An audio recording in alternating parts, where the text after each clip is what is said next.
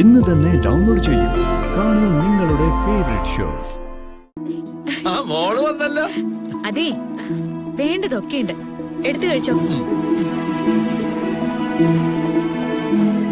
അതെ കൃഷ്ണേ, നീ ഇങ്ങനെ വേണ്ടതൊക്കെ അവൾക്ക് മേടിച്ചു കൊടുത്താലേ അവസാനം പെട്ടു പോകുന്നത് ഞങ്ങളായിരിക്കും. ഞങ്ങളും പിന്നെ ഇതുപോലെയൊക്കെ വാങ്ങിച്ചു കൊടുക്കട്ടെ. അതിന് നിങ്ങളോട് ആരാ വാങ്ങാൻ പറഞ്ഞേ? അതിന് കൃഷ്ണേച്ചി ഇവിടെ തന്നെ എപ്പോഴും ഉണ്ടാവില്ലേ? എന്റെ കാര്യങ്ങളൊക്കെ കൃഷ്ണേച്ചി നോക്കിക്കോളും.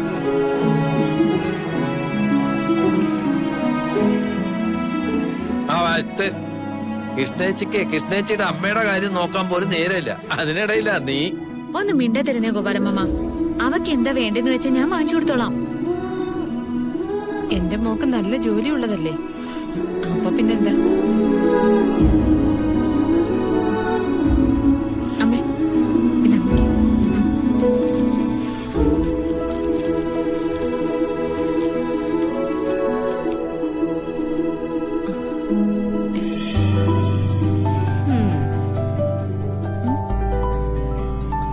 ഇത് മുമ്പിൽ കൊണ്ടുവച്ചിട്ട് എന്നോട് തൊടണ്ടെന്ന് പറയാനോ? അതെ, അമ്മയ്ക്ക് ഏറ്റവും ഇഷ്ടമുള്ള പലഹാരം ഇത്.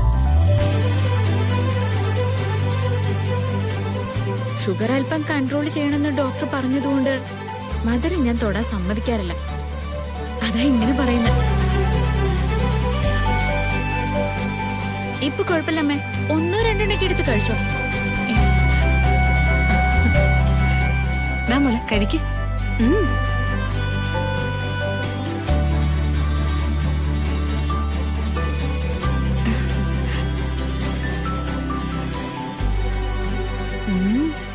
നല്ല സ്വാദുണ്ട്. ഇവിടുത്തെ ഏറ്റവും നല്ല ബേക്കറിന്നാ വാങ്ങിച്ചേ. എന്റെ പൊന്നു തങ്കം, കാശ് കൊടുത്ത നമുക്ക് സിറ്റിക്കകത്ത് വേണ്ടതൊക്കെ കിട്ടും. ആ അമ്മേ, നാളെ ഞാൻ ജോലി കഴിഞ്ഞ് വന്നിട്ട് നമുക്ക് ഹോസ്പിറ്റലിൽ പോണം കേട്ടോ.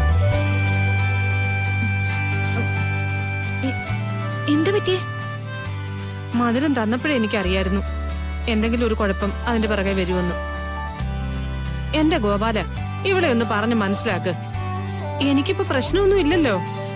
നിങ്ങൾ എല്ലാവരുടെയും കൂടെ ഞാനിവിടെ സന്തോഷമായിട്ട് കഴിയല്ലേ. എനിക്ക് ഓപ്പറേഷൻ ഒന്നും പോവണ്ട, അതീ കുറഞ്ഞുള്ള സുഖം മതി എനിക്ക്. തങ്കേച്ചി, ഇനി അവള് കരയാൻ തുടങ്ങും. വെറുതെ ആവശ്യമില്ലാതെ ഓരോ കാര്യങ്ങൾ പറയാൻ നിൽക്കണ്ട.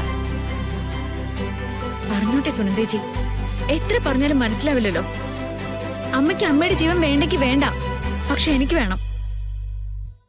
ഓ, അതും പറഞ്ഞ് കരയാൻ നിക്ക.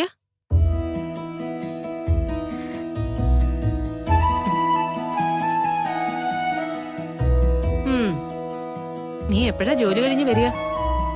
എപ്പോഴാ ഞാൻ റെഡിയായിട്ട് നിൽക്കേണ്ടത്? അത് പറഞ്ഞാ മതി, ഞാൻ ചെയ്തോളാം.